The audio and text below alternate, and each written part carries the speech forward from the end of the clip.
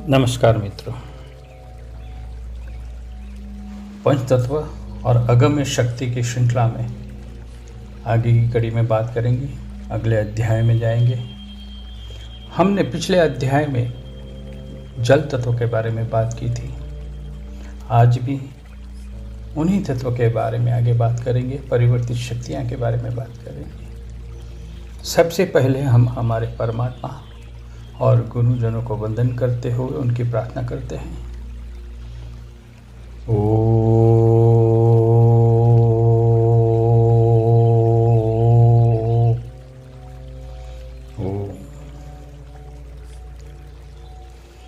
गम्य अगम्य शक्ति, गोचर अगोचर शक्ति, सूक्ष्म साक्षात शक्ति स्वरूप हमारी माँ मनसा माँ, जरत्कार माँ, हरिसिद्धि माँ को कोटि कोटि नमस्कार।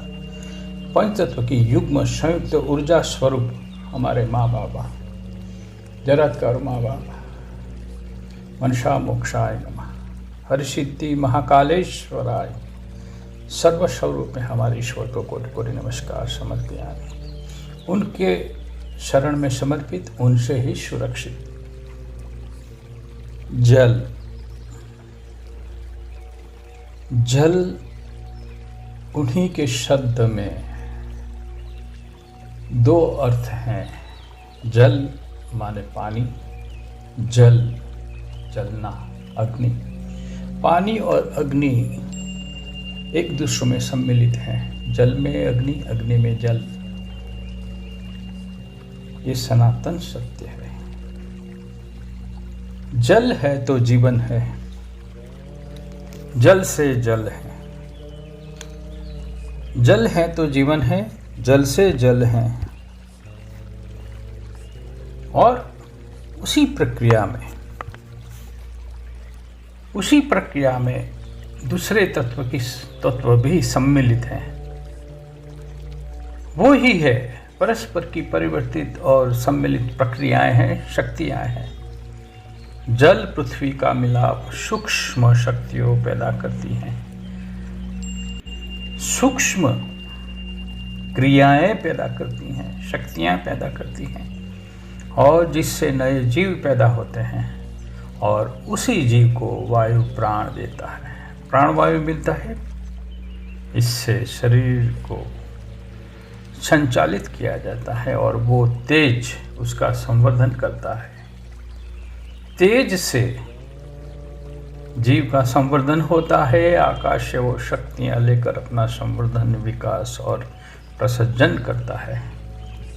प्रसज्जन से उनकी पीढ़ियाँ चलती हैं। इसी तरह पंचतत्व की युग्म संयुक्त ऊर्जा पूरी सृष्टि का निर्माण करती है, संवर्धन और निर्वहन करती हैं।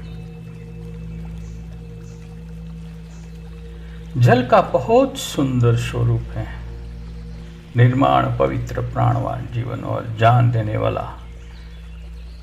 वो जो है, पियत से वो जो संतृप्ति देता है, पीने से जो संतृप्ति मिलती है और उनके साथ जीवन को वृद्धि देता है।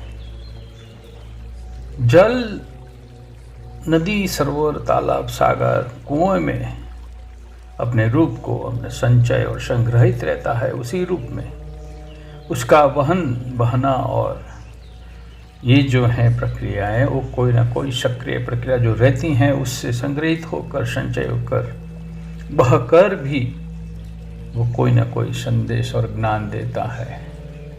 पानी का संचय होना, संग्रहित होना और बहना, चलायमान होना, सभी में कोई ना कोई संदेश है।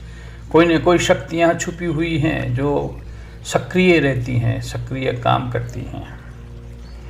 जल अमृत है, उसी के बिना जीवन शक्य नहीं है। जल का अलग अलग रूप भी दिखाई देता है। वो कितना सुंदर, सुहाना, और उनका उग्र रूप भी दिखाई देता है। सुंदरता और उग्रता दोनों रूप में जल दिखाई देता है पृथ्वी पर।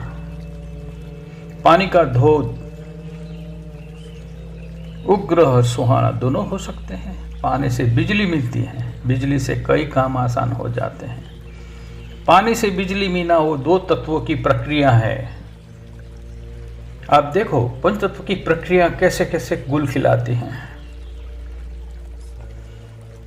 दोनों प्रक्रियाओं में जल से तेज, तेज से जल परिवर्तित शक्तियां परिणाम देती है। पानी में वायु मिलाकर मशीन यंत्र चलाए जाते हैं।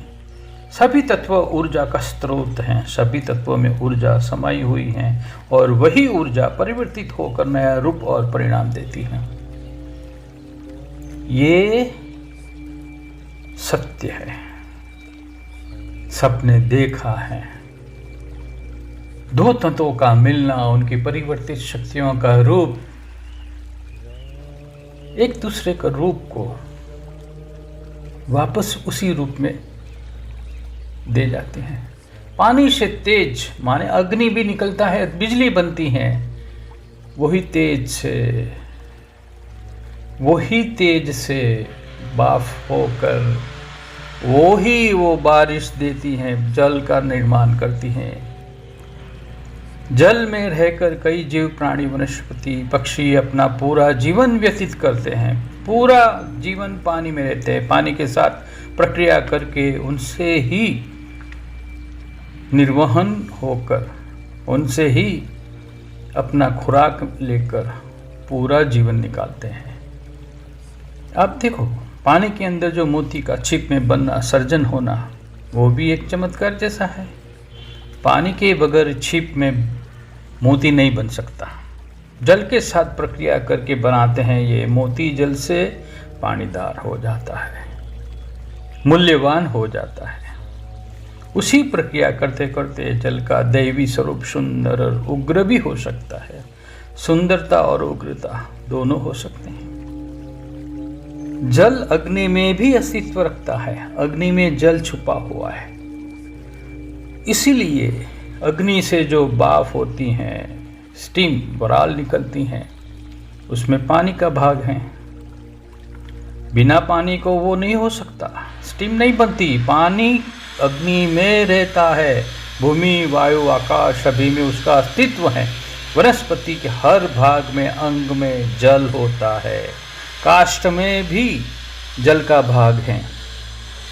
काष्ठ में भी जल से बंधारण बनता है, ऐक्यता होती है। जैसे जल हर पृथ्वी के भाग में है, पाताल में है। वायु, आकाश, तेज सभी जो हैं जल में है, सर्वव्यापक शक्ति हैं।